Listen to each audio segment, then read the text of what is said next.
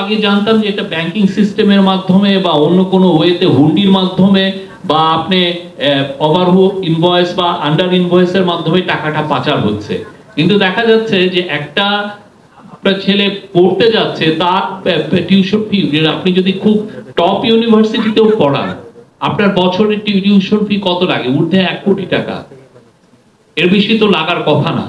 কিন্তু দেখা যাচ্ছে যে তার এতে 400-500 কোটি টাকা জাস্ট টিউশন দিয়েছেন। এখানে 11টা কোম্পানিকে প্রথমে মার্ক নিয়ে কাজ হচ্ছে, বিকজ প্রথমে আইডেন্টিফাই করা হয়েছে 11টা কোম্পানি এবং ইন্ডিভিজুয়ালস।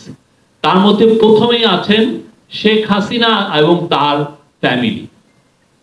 তাদের কোথায় কোথায় টাকা চলে গেছে তাদের বিষয়ে আজকে প্রোগ্রেস, তাদের পাচারকৃত টাকার ক্ষেত্রে কি কি মেজার নেওয়া হচ্ছে, সেই কিভাবে এই টাকাটা ট্রেস করা যায়, কোথায় কোথায় টাকাটা চলে যেতে পারে সেই বিষয়ে আজকে আলাপ হয়েছে। মোট 11টা বড় বড় প্রতিষ্ঠান এবং ইন্ডিভিজুয়ালের, এবং ওইগুলোরও আজকে পুরো মিটিং এ এটার একটা পুরো চিত্র তুলে ধরা হচ্ছে। আমরা কিছু কিছু আপনাদেরকে দিব।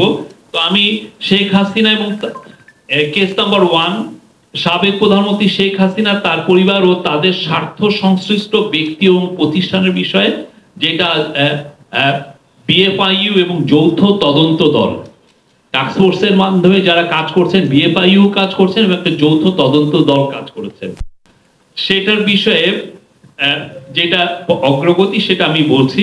2টা গোয়েন্দা প্রতিবেদন প্রেরণ করা হয়েছে, 5.15 কোটি টাকা স্থিতি সহ 11টি ব্যাংক হিসাব অবরুদ্ধকরণ মানে ফ্রিজিং করা হয়েছে।